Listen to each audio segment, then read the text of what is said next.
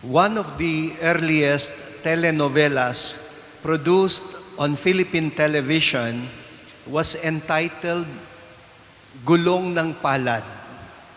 In English, The Wheel of Fortune.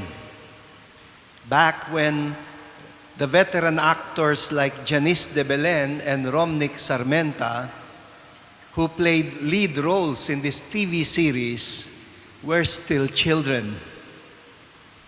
The show apparently enjoyed very high ratings because of the many heart-rending, tear-jerker scenes of underdogs being oppressed, but eventually getting vindicated when the wheel of fortune turns to their advantage.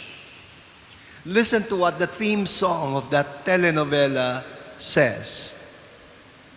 Kung minsan, ang takbo ng buhay mo, pagdurusan nito'y walang hanggan, huwag kang manimdim. Ang buhay ay gulong ng palad.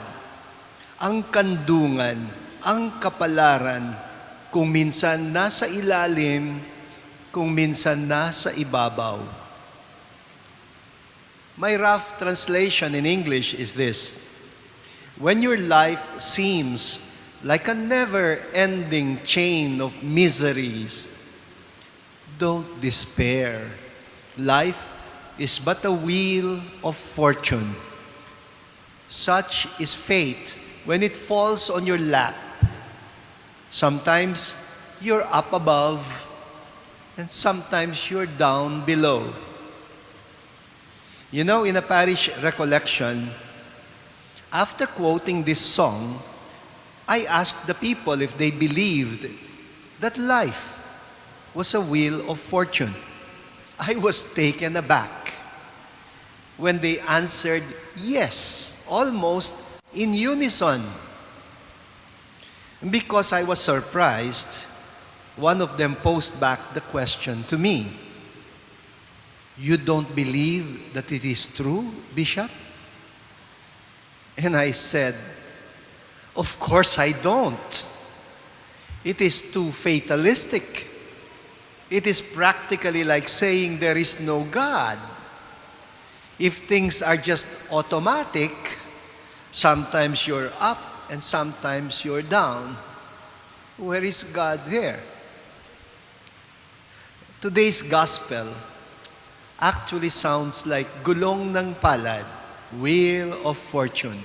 The Lord says, blessed are you who are hungry, for you will be satisfied. And later he says, but woe to you who are satisfied now, you will be hungry.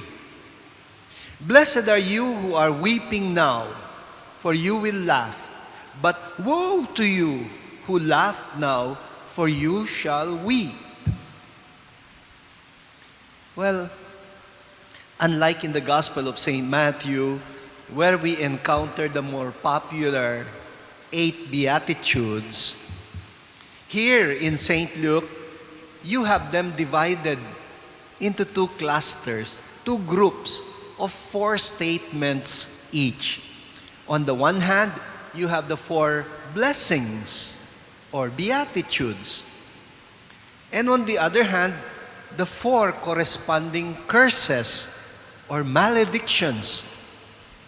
Each line in the second set is actually reversing the statements in the first set from blessing to curse.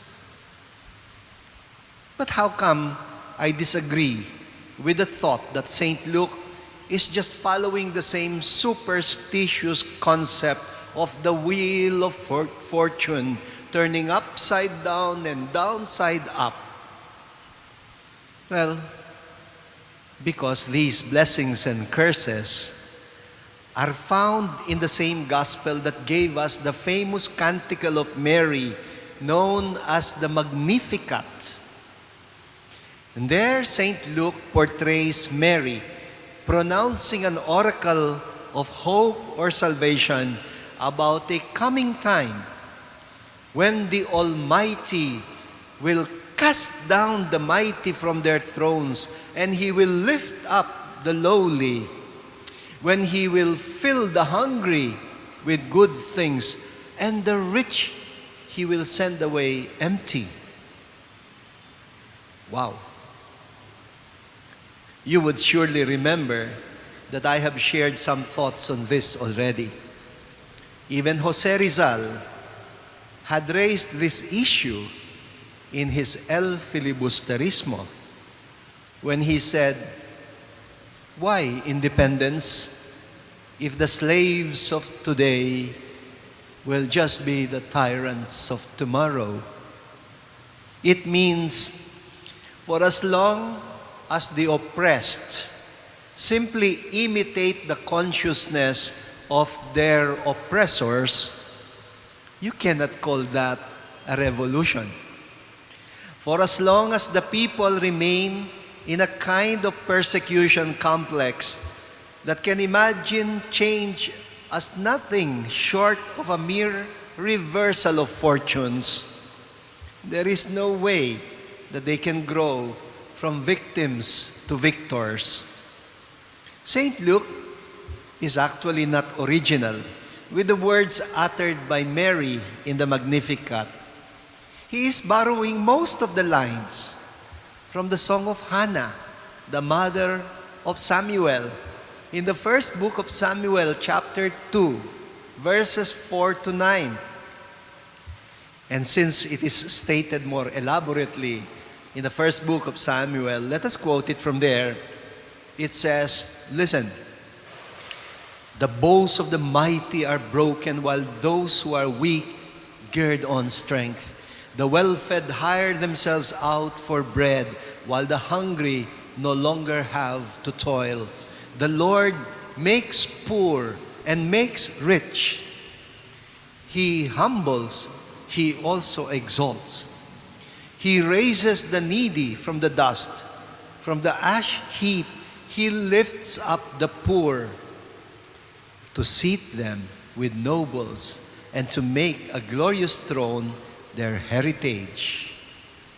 So, question, will the Lord put down the mighty from their high position and lift up the lowly in order to just reverse their situations? Is it the desire of God to make the oppressed of today into the oppressors of tomorrow? No. Listen, the Lord lifts up the poor in order to seat them with nobles and to make a glorious throne their heritage. What God desires is to put us together on level ground with each other, no longer as masters and slaves, but as brothers and sisters, as people equal to each other in dignity. The oppressed, no doubt, are dehumanized by their state of oppression. But the oppressors, by being cruel and merciless, are not any less dehumanized than their victims by their very cruelty and inhumanity. And it is from that position that they will be cast down while their victims are lifted up, so that they could be seated next to each other, so that they can see eye to eye with each other. Last month, it was made public that Pope Francis will be releasing a new social encyclical very soon. Apparently, the social teachings that he is laying out in this particular encyclical are his most radical thoughts by far. He does not mince words in calling attention to the glaring and scandalous disparities that have been brought about by the global and national economic systems that are now breaking down because of the COVID-19 pandemic. Now Pope Francis is calling on the world to take this present crisis as a perfect opportunity for a conscious resetting of the global socio-economic order in a manner that is more just, more humane, more spiritually grounded, and more mindful of the poor and of the environment.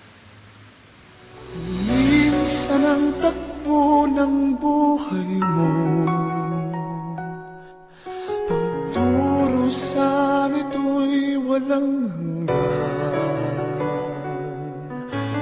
Huwag kang manimdim, ang buhay ay gulong ng palad, gulong ng palad.